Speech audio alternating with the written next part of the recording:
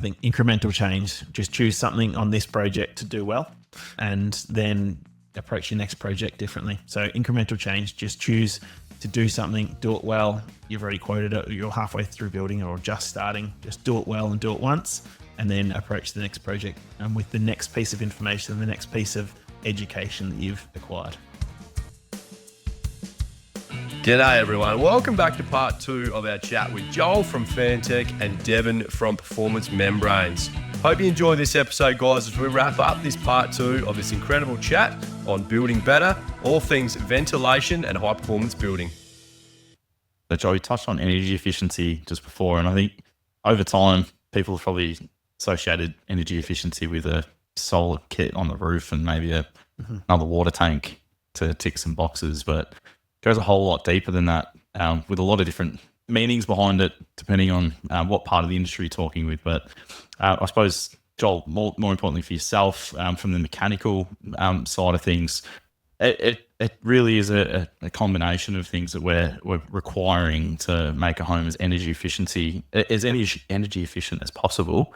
And a great reason why Passive House is such an amazing part of the industry. Mm-hmm. Yeah, so it's a constant conversation, and there's particular groups out there that specialize in the energy efficiency type. I won't mention any names, but there's a really well-known Facebook group in there. They are rightly so true believers in electrification, which is good, and driving energy efficiency. But there is also a place for health and comfort in there.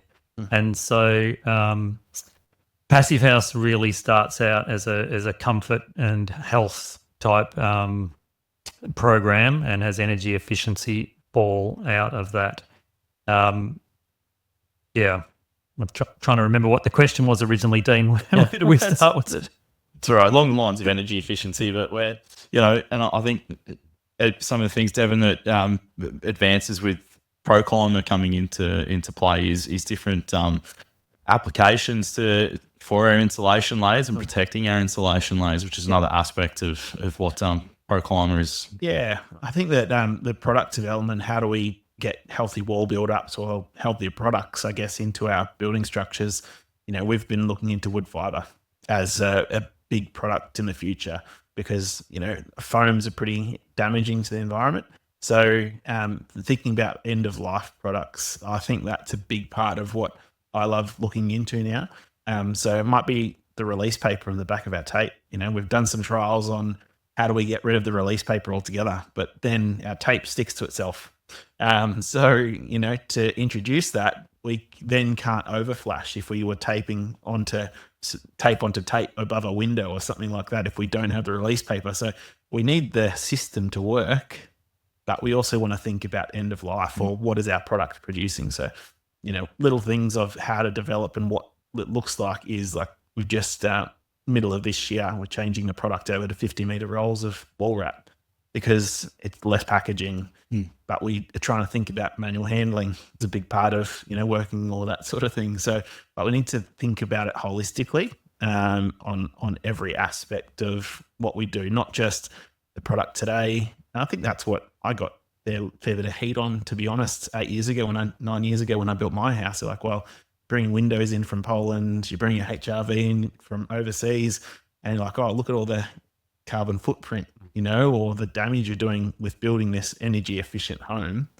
But on the flip side of that, I'm like, well, my house should be here for 50 plus years. Yeah. And it's using a little bit of energy over those years compared to a house with maybe more localized product, but it's using a heck of a lot more energy over that lifespan of the project. So I think there's a balance that we have to get to, and like you can choose your wins and choose your sort of losses, but with the long-term perspective, I think that's really important.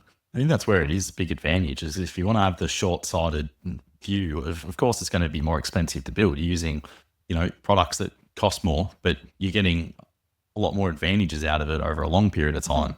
I'm not involved with more the development side of things and volume side of construction, but I think that's probably maybe the hard part of the market is because you're looking at first home buyers and so forth. But from a custom built side of the market, which a lot of the builders in the space are saying, well, if you're going to decrease your energy efficiency costs to run this home on heating and cooling alone, it's going to offer more savings over a period of time. Yeah, it's we're working with some pretty big builders, greenfield estate builders and developers on how to get their building method more efficient because they're striving to reach 7-star.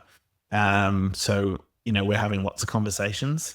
So it's not a matter of if, but it's just a matter of when the rest of the industry actually catches up. And, that's where NCC, mandates or come into it more often as things develop. But they know that change is coming. So it's not a matter of if, it's just a matter of when.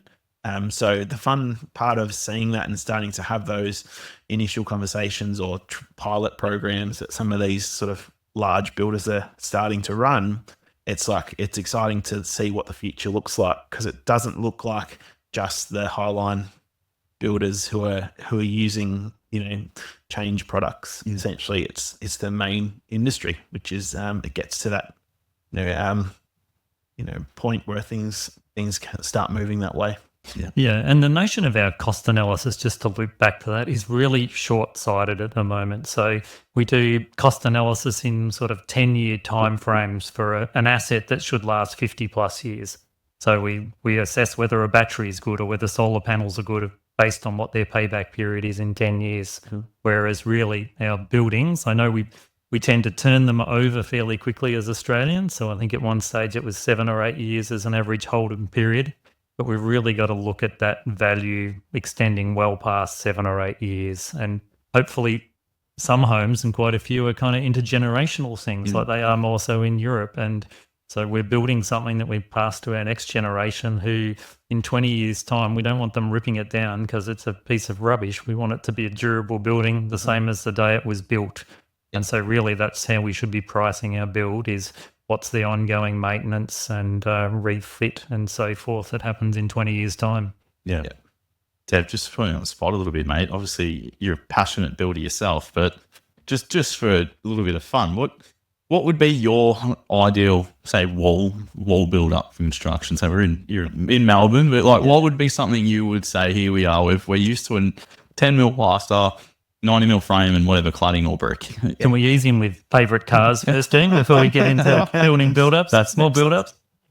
I'm doing a bit of a project at the moment, pet project, to be like, what is the most efficient way of building a house? And so I've got actually planning to do 2 townhouses and I'm developing them to a point where it's like, I want it to be really efficient. So I'm talk to Joel about this because I'm like, there is a development market that's happening, whether you like it or not, whether you're involved in high performance or you're not. Densification of our cities is happening, right? And so how do I flip this to be like, how do we actually get good quality houses in that development stock? So I've been sort of working through this. So I haven't talked to you about that. But I guess what I've looked at and what I'm trying to work out is basically a 90 mil wall, a stud wall, because it's off the shelf. Again, we're looking at, can it be prefabbed? Is it lightweight that we're not having to deal with heavy loads with carpenters or people on site? So 90 mil wall, I would suggest Intello because Intello is the air tightness barrier. It's a fundamental guaranteed system to protect our building from moisture from the internal. And a high density 90 mil bat. And I'm actually like pushing to a 40 mil wood fiber on the outside of our building because we don't get thermal bridging. We've got a full insulation layer across the whole 90 mil. Now, working on that, I fundamentally believe, because in Europe and other places around the world, wood fiber is cheap as an insulation. So I'm working hard on that. Yep. And then an external membrane to protect our building, and then a batten and a cladding, lightweight cladding. It's not difficult, to do that. We understand essentially like a ply, almost like a wood fiber on the outside. 90 mil wall, as I said, conventional to use, easy off the shelf.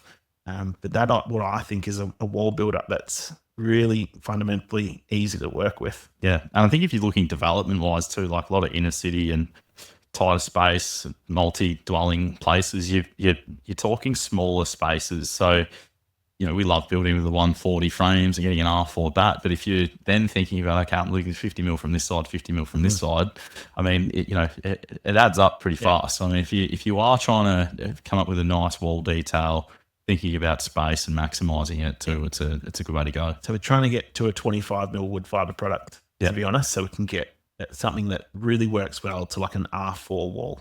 Yep. An R4 wall is a really good outcome in our environment, like in our southern environment. Big climate. So if we can get to an R4 overall and we're not getting a 140 full big build up, it just helps us, in that buildability wise to not lose too much space. Because we have counterbattens, and so our thicker eight counterbattens 35s, and you start getting a 240, 290 build up really quickly with cladding systems. So it's really important. I was talking to a customer who's doing a laneway house in New Brunswick, and it's like for them doing a cavity batten on each wall, they were really second guessing doing that, from a 35, just pushing it back to a 20 mil makes a difference for them. I've never, but across the whole house, they're like, it's a couple of square meters. And so when they were looking at, how they're going to build. So it depends on what your outcome is. I've never built in that tight circumstances in that way, but I can appreciate what they're doing. So watch this space. Awesome. Yeah. Probably a good topic to lean into then, actually, if you're trying to adapt that into the obviously larger style developments, navigating the growing demand for sustainability, more energy efficiency. How do we go about actually then educating our architects, designers, builders? How do we go about educating everyone a bit more so that everyone's on the same page to hopefully push a bit harder and make it more achievable for everybody as well?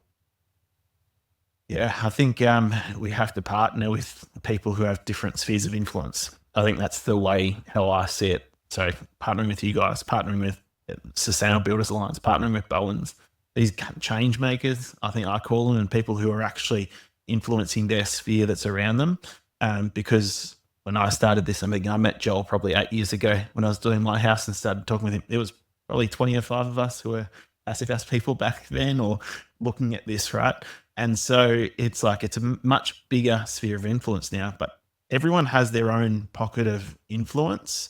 And I think that's a really important part of, you've got guys down Geelong on the Surf Coast who have their network of builders that they'll catch up with for a beer, or they'll go out for lunch, or they play with the footy club and that sort of thing. So I think it's continually to having that conversation with people of what change looks like.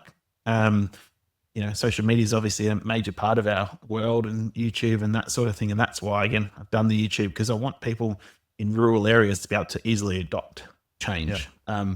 I think they have to make it widely available. It's not something that you're like trying to keep to yourself because you're trying to make money off it. It's like, this is free information. How do I equip people to do a better job? Yeah. That's a great answer. One of the things I get surprised by is when you hear people put their hands up and say, but we just don't have any expertise on membranes or in Australia, or we don't have anyone who knows about HRV. I'm like, we're all here. We've just got to tap into the right circles. We're trying to expand our circles, but we always love the help of partners to do that.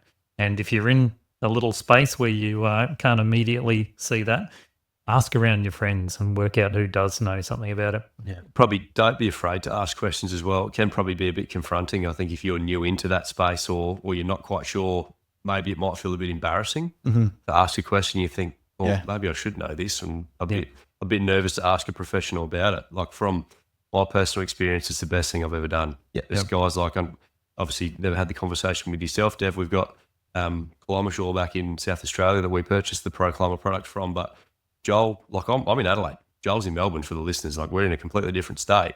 Ventilation, I didn't know who else to call. So the one guy that I did know of picked up the phone and I gave him a call. Yeah.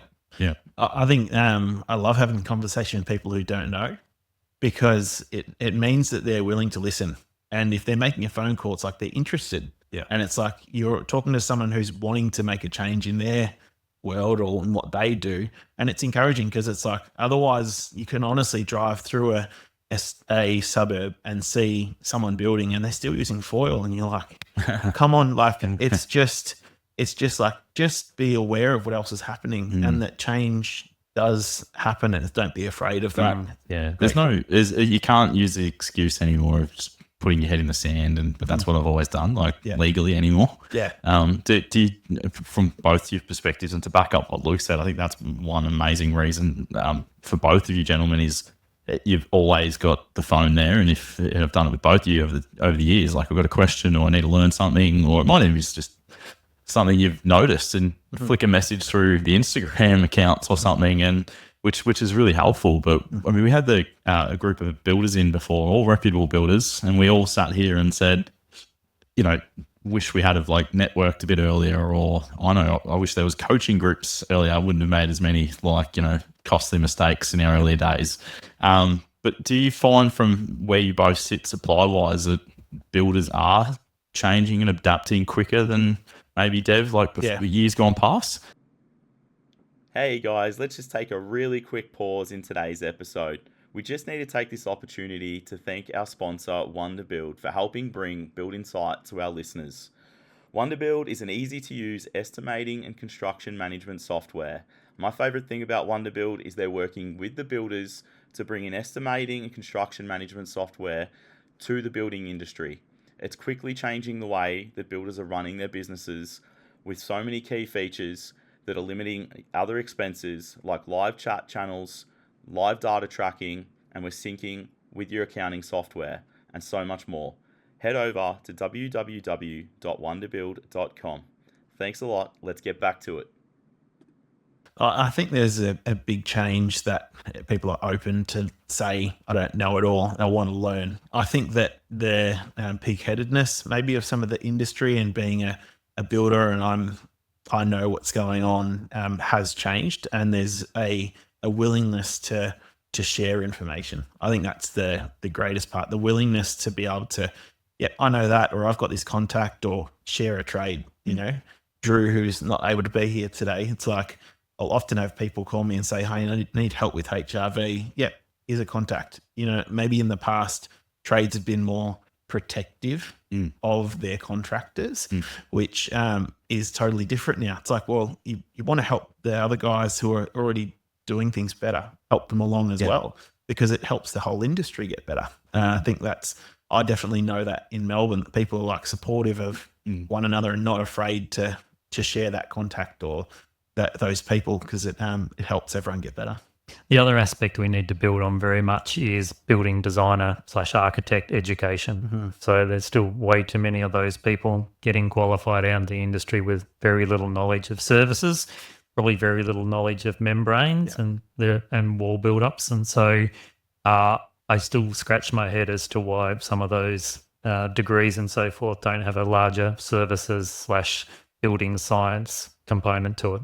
Yeah. So courses and not really adapting with the times, Joel. They're, as they always were, unless you want to go out, and it's the whole industry as a whole, really, unless you want to go out on your own accord to go get some further education, do a course on building better, passive house course, for example. Yeah. It's not coming to knock on your door at the moment. Yeah, the issue is if we aren't getting designers and architects detailing and tackling some of this stuff early stage, by the time the builder arrives there in what typically isn't an early contractor involvement type environment, the 90% of the details locked away becomes really hard work, and that's when some of the nasty substitutions and ugly conversations with customers about, okay, your ceilings are coming a bit lower. We didn't really tell you about that until the last minute, but now they are because we need ventilation. Some of those conversations can be avoided by making sure we've got it detailed correctly to begin with. Yeah. Guys, let's get into retrofitting existing homes. Obviously, it's a lot easier on a new home. There's a lot of builders out there that are probably listening to this podcast, especially starting out smaller businesses, getting into renovations.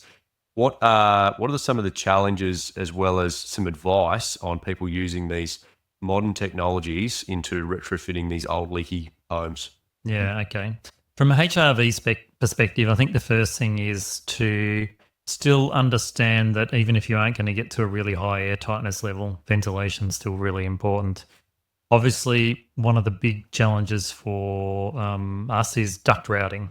So You might look at decentralized options for ventilation, but also roof space. So we do offer some systems that use insulated flexible duct, so you can navigate ductwork through your roof space. Or if you're really keen and you're ripping plaster off the ceilings, you can build yourself some service cavities. So as you mentioned, trickier. So definitely needs a much higher level of involvement from the building designer. Don't leave it to your builder to nut out on site, but still very much worthwhile. And we've got so much building stock that's existing that we just need to tackle that stuff. I think that I always encourage people to do is do the best with what you're touching. So you might only be doing a 10 square extension on the back, adding a living space, kitchen, and a study or something, but just do the best you can with that area, because there'll come a point in 10 years time or 12 years time, the owners will get you back, or someone will get you back to be like, oh, we're going to renovate the front part of the house. And then it's not like, oh, the back's not that good, let's just do the front, we'll just get by. It's like, do the best with what you're touching. I think that with anything going forward, it's like with when you're putting it on, like an extension, or whether you're renovating something, insulate it, wrap it up, put ventilation in, use good quality windows. Just do what you can on what you're actually investing in, because there will come a time where the rest of it gets tidied up, and apply those principles just the same way on the existing part when that comes up. Because we get lots of people who are like, well, I need to re-weatherboard the house because it's an old house, I'm not touching the inside. Well, it doesn't mean that you can't wrap it, right? Mm-hmm. And I think that's like, well, wrap it, yeah, okay, you can only use a very small batten, something like that, because you don't have space or something like that. You got to match up with the other part of the house. But do what you can with the part of the house that you're actually touching. Some ventilation's better than none. Yeah, that's right. Yeah, so... And we obviously talk there's a lot of talk in the industry now, and we love it too, and that's collaborating. Mm-hmm. And I know from our side of things, we use those resources through pre-construction it could be a typical one, Joel's, to get the HRV system designed early on with the design so that you can have those conversations, as you mentioned before, with the design aspect. It's hard to have that conversation with a client when you're building that, you're going to lose maybe 220 millimeters of height in your ceiling here because we want to run the HRV ductwork through. So, collaborating with you guys as a supplier to get the best outcome for your clients, if you're the builder, it's a pretty efficient way to go about it. Mm-hmm. Yep. Early contractor involvement is always key. You see it residential, commercial. If you can pick up a builder you get along well with who's on for the journey, that's sort of space to be in. I think it just makes it easier when you get to site to build quickly and efficiently, not waste products in that way, because you've worked through what the window types are for us, what the cladding types is, so you can actually apply the right product in the right application. Yeah, pretty critical. Yeah. What's next, guys? Look, what do you think as far as, obviously question this individually, as far as membranes, Dev, obviously the vapor permeable and airtight membranes that ProClimate offer, there's obviously some other brands out there, competitors as well, but where do you see the future of it going? What's next as far as membranes? Yeah, I guess ProClimate are like really the world leader in membranes. So the technology they have doesn't change whether you're in Malaysia, let's say, in Canada, or in Australia. So the actual system works efficiently. There might be some slight differences of their codes or construction details, or Malaysia, for example, that's high humidity. So you're trying to keep humidity out compared to our drier climate. So there's some slight differences. I think it's where I'm pushing ProClimate as a manufacturer is how to see the whole life cycle of the product, both at getting here, the change to the larger roll format, packaging, how it can be processed, but also like end of life. The product is built around a 50-year lifetime. So that's its intention, is to actually be in place for 50 years at a minimum. So that's great to that point. After that point, there's a lot of products that are going to have to be dealt with, recycled or processed or anything like that. So membranes wise, I can't see, too many changes other than how do we recycle. Intello, so that's the air tightness membrane. has just been sort of processed worldwide now as 50% of it is a recycled product. So that's a really big win for ProClimber. They're working on that 50% now in all the Intello is reclaimed and recycled plastics. So that's a really big part. What about ventilation, Joel? Yeah, I was using that time wisely. Thanks, Luke, to think that through. So I think the changes might come in decentralized type products. So getting smart products that talk to each other. So it might be kind of in the entry level space a bit where you've got a bathroom exhaust fan and you've got some decentralized units, HRV units scattered around the house, and they're talking to each other to say, hey, I'm going to turn on an exhaust 10 litres a second out of the bathroom. I need one of you guys to cough up 10 litres a second and make up air. And at the same time, they'll be thinking about outdoor temperatures going, oh, boss, it's a little bit cool out here at the moment. Maybe let's just keep it at 5 litres a second, but run it longer. Okay. And some of those things, I think, Bluetooth communication, Wi-Fi communication, and that data aggregation is going to give rise to some smarter products for that space between a bathroom exhaust fan and a ducted HRV system. That's it. Joel, do we have enough? Obviously, in Victoria, we're missing our mate Drew today, who's not well for the chat. But so from my side of things, I'm not 100% aware because Drew does our installations with HRVs and he's got the background with hot water systems and air cons. But from, I suppose, technicians, people in the industry working installation side of things, do we have enough uptake? Yeah, do we have enough skilled installers Trades, out there? Yeah, so it's a good question. There are some really good operators out there. They are thin on the ground and they tend to be really passionate about it and do lots of the work. We find general, in the HRV space, general mechanical contractors are drifting in there a little and wanting to start to learn a little bit more, but there's not been a mad rush to it. I think a bit like not taking the next step in your building journey, it's a little bit about not taking the next step in that with a different type of product. It's a little bit like developing better building practices. We're raring and ready to teach you. You just need to throw your hand up and say, hey, I've got this job coming up, or I'm interested in quoting this job, or hey, what do you think about this proposal? We're ready to support you. Honestly, I think there's a huge opportunity for more people to step into the space. Like Drew does a great job and he is passionate about passive house and airtight buildings and that sort of thing. But even as a contractor and you're doing air conditioning, like you can very easily have the conversation if you're a contractor with the builder or homeowner to be like, we can add on ventilation as a key part. And it's like, it's an added value if you're looking at it with a business hat on, right? That you're like, I can add this extra part and it's going to be a part of the industry that's going to be, in my opinion, mandated long-term, a ventilation unit part of the industry. And so it's like, it's just getting ahead of the curve.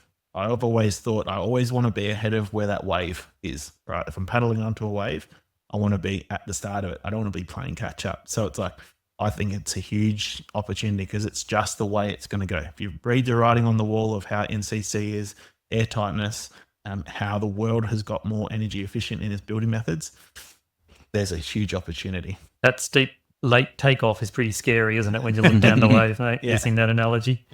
Better to be on the longboard, just cruising forward, loping forward as it rolls up behind you. I think just using the SA market as an example, there's a huge opportunity. Like there's two guys that I can think of that are HRV specialists. That's it.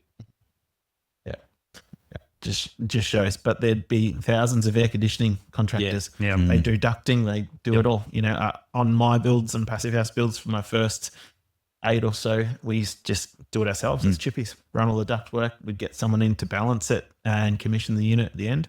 It's not difficult. No offense to like the aircon guys. It's just running duct and following the design that they've put together. And then just get someone in commission at the end. But you know, even good quality chippies and hard to come by all the time, and finding good trades. They're busy enough as it is. Trades in general. And I think it's about whether you want to focus on other elements of the job. And just get someone in to knock that off. I think it's a good segue. What would be your advice to someone listening, whether it be a builder or a designer or a tradesperson looking to take the next step into the space. Yeah. I think there's enough stuff going on for a builder in that supervision and planning stage. So I think call on the right people. And for your first project, definitely get some pros who know what they're doing. Just take that piece out of your worry area. Get a Drew or someone like that. Do the install first up. Worry about wrapping your building, or worry about some other aspect, thermal bridging or something like that. Don't try to be the DIY person for everything in your first passive house project. Yeah, for sure. What were you saying? So it's sort of like, what would be the first easiest point of access, or how to build better, I guess. Yeah, and how to take that first leap into the unknown, the scary part, I guess. Yeah, have a conversation with a builder who's done it. I'm sure that like people would reach out to you. Yep. I know there's lots of guys who are happy to share their knowledge and actually have a conversation. Yeah. I often do it. I think that's where we've come from, because I've been a builder for 8 years, and actually to have the conversation with so many guys, say it's not that scary. It's all good. Yep. And to get that reassurance, I think that's an important part. So yeah, reaching out to someone, be it a qualified person in that industry or just another builder. I think, like you say, there's enough mentoring and groups around where people can reach out for a quick chat. Yeah. And it really isn't that, when you're in there and you get some information and a bit of guidance and you see it firsthand, it's really not that hard to get it going. It's just like anything, just start. And get upskilled a little in advance. We all like to leave it till last minute till we've landed the project, but we've already crossed that pricing threshold, and without perhaps understanding everything we need. So go and do some training at Performance Membranes 6 or 12 months ahead of when you think you're going to start your project. Come and chat to people about HRV. Do some of that in your little bit of spare time, so when you roll into that first project, you're already ahead of the curve. Yeah, definitely. Yep. So guys, we'll before we let you scoot off and get off the day, we like to just throw out a little rapid fire few questions. So we're working on the quick answers part. We're not going to lie, everyone seems to give longer answers. Do we get a buzzer? We might have to invest in one of these for Build Insite buzzers. You can follow that radio show where you make your own. You go, well, Joel's going to do the donkey sound. I'm not doing What's Devin doing? Buzzers at the ready. All right, Luke, you want to fire? All right, mate. I'll lead into the first one and maybe just call your name out who wants to answer it first. But okay. What's the most surprising thing people don't know about your industry or products? Devin, that all the products are made in Germany that we sell. People think that it's like either local or in Asia. Yeah, okay. Joel, I think they assume most of that stuff's still sitting in Europe, and when they order it from us, it'll take 5 months to get here. Yep. Good one. If you had to choose just one product to recommend for improving building performance, what would it be? Our products, or maybe a just industry? specific product, maybe a specific product. I would say Extora tape. Tape up the outside of your job. Use a membrane. If you don't use ours and you need to use what you've already got branded as your own or something like that, tape your job up. Tape your windows, tape your flashings, tape the job up, get it more tight, sealed, weather tight and airtight. And apply pressure. Apply pressure. Yeah, press fix. And from Joel, get some ducted ventilation in there. Decentralized units are kind of fun and easy, but they don't give you the same outcomes that a ducted system will. Good answer. I think this one's actually been answered a couple of times, but what's one piece of advice you give someone just starting out in your field or looking to build better? Yeah, I think incremental change. Just choose something on this project to do well, and then approach your next project differently. So incremental change, just choose to do something, do it well. You've already quoted it, you're halfway through building or just starting, just do it well and do it once, and then approach the next project with the next piece of information, the next piece of education that you've acquired. Yeah, and don't be afraid to have a crack, and hopefully you can be honest with your customer if it's for somebody that this is not something I've done, but you know what, I reckon between us, I'll take a couple of bucks hit just to learn as we go. Let's have a crack at this because I think we can make a good outcome. Yeah. I did that with my first SIPS project. I did just open book carpentry, just hours, no margin, because I'd never done a SIPS and I wanted to do it. And so it was like, I want to learn, there's an open end for you guys. I think it'll be this much. The SIPS supplier is saying it should be around this much, but it just gave me an opportunity to be like, all right, this works. on the next one, it made it less intimidating. Yep. You didn't use your buzzer, mate. So. Sorry. No, amazing. Guys, if listeners out there, where can they get in touch? Social media, websites? So Instagram, Performance Membranes AU, or website is membranes.build. No .com.au, just membranes.build. And we're a little more old school, HRV at fantech.com.au, and Fantech's Fantech.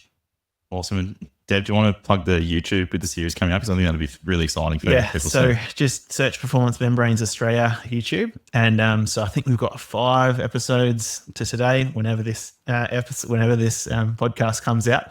But we've got about 14 coming, and we've got some more filming coming up. So basically going through every product.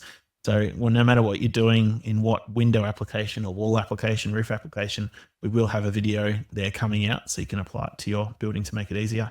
Amazing. Well, gents, thanks so much for coming in. You are supplying a lot of guidance for builders, trades, and people around trying to build better. So we're looking forward to seeing what's next with both Performance Membranes and Fantech as well.